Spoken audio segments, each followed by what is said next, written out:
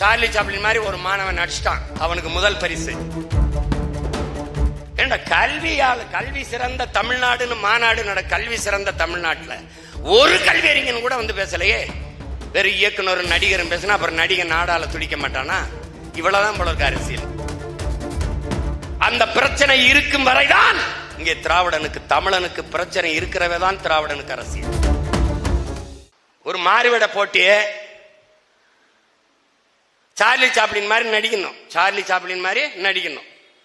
Charlie Chaplin மாதிரி ஒரு மாணவன் நடிச்சிட்டான், அவனுக்கு முதல் பரிசு. ரெண்டாவது பரிசு ஒரு மாணவன் சார்லி சாப்ளின் மாதிரி நல்லா நடிச்சிட்டான், அவனுக்கு ரெண்டாவது பரிசு. மூணாவது பரிசு ஒருத்தனுக்கு கொடுக்குறாங்க, அவரு பரிசை வாங்கிட்டு வேடத்தை கலைக்கிறாரு, உண்மையிலே சார்லி சாப்ளின்.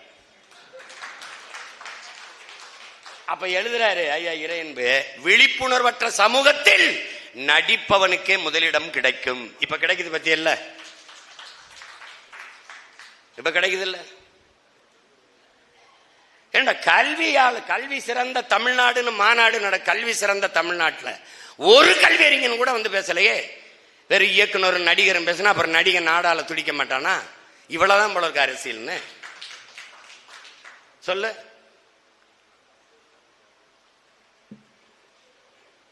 என் தம்பி கவிபாஸ்கர் சொன்ன மாதிரி, அவன் குடிச்சு சாகுறான், அவன் கூத்தாடிய பார்த்து சாகுறான். அவன் வாய் வழிய போத, அவன் கண்ணு வழிய காது வழிய போத.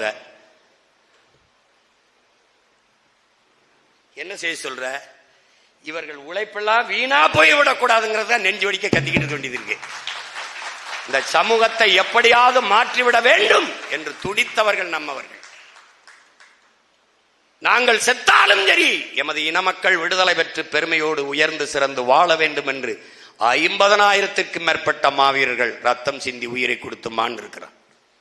என் உயிர் தமிழ் மொழி அழிந்து விடக்கூடாது என்பதற்காக நூற்றுக்கணக்காவன் தன் இன்னுயிரை ஈகம் செய்திருக்கிறார். மொழியும் அழிந்தது, இனமும் அழிந்தது. எந்த நிலையில் நின்று கொண்டிருக்கிறோம்? ஒவ்வொன்றாக பாரு. இந்த திராவிட என்ன செய்யும், இந்திய என்ன செய்யும்? காவிரி நதிநீர் உரிமை 450 டிஎம்சிக்கு மேல பெற்றுக் கொண்டிருந்தோம் இல்லைங்களா?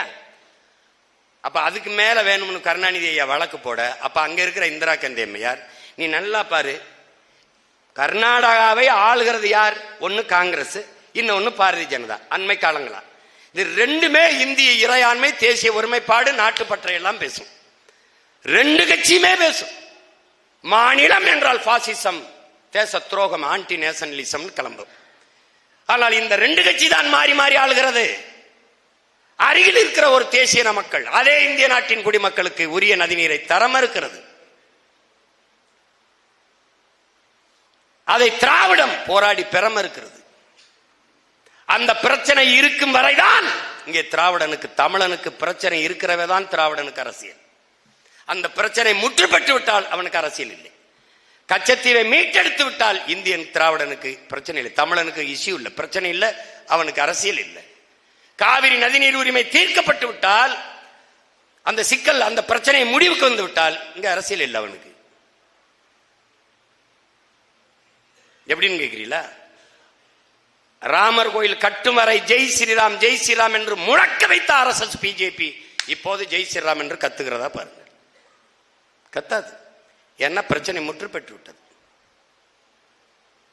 ராமர் கோயில் கட்டி ஒரு முதல் தளத்தை மட்டும் மேல செட்டை போட்டு திறந்து விட்டுட்டார். தேர்தலுக்கு முன்னாடி மோடி ஐயா திறந்துட்டார்.